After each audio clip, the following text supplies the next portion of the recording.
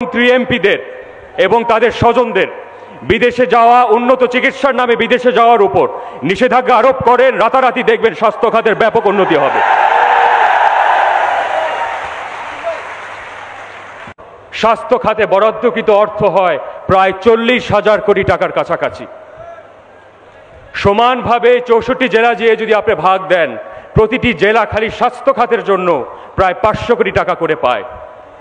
আমাদের প্রতি অর্থ বছরে সারা বাংলাদেশের প্রতিটি জেলাতে উন্নত মানের, আন্তর্জাতিক মানের হাসপাতাল নির্মাণ করার সেই অর্থ বাংলাদেশে রয়েছে। স্বাধীনতার 52 বছর পরে দুর্ভাগ্যক্রমে আজকে সেই একই স্বাধীন বাংলাদেশে এক দেশে আজকে দুই অর্থনীতি বিরাজ করছে, অতি ধনীর অর্থনীতি এবং গরিব মেহনতি মানুষের অর্থনীতি।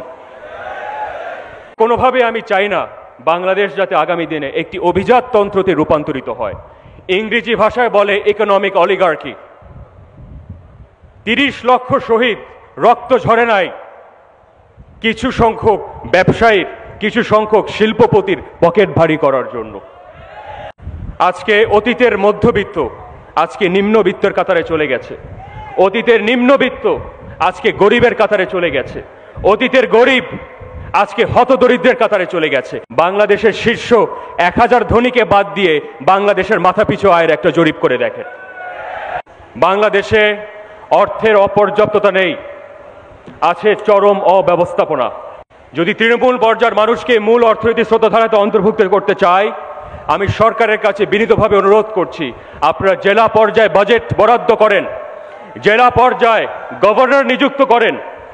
ব্যাংকিং খাতে দেখি হাজার হাজার লক্ষ লক্ষ কোটি টাকা আমানতকারীর অর্থ, জমাকৃত অর্থ দিয়ে ঋণ বরাদ্দ হয়ে যাচ্ছে।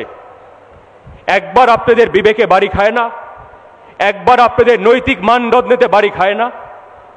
আজকে আমাদের বিশ্ববিদ্যালয়গুলো সনদপ্রাপ্ত বেকার কেন্দ্রতে রূপান্তরিত হয়েছে।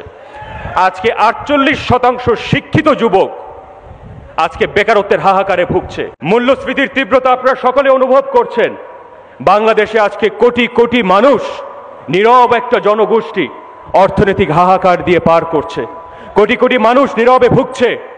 স্বাধীনতার সংগ্রামের একটি গান, মোরা একটি ফুলকে বাঁচাবো বলে যুদ্ধ করি, মোরা একটি মুখের হাসির জন্য অস্ত্র ধরি, সেই ফুল জাকের পার্টির গোলাপ ফুল, বাংলার মুক্তিকামী শান্তিকামী জনতার মুক্তির কুল।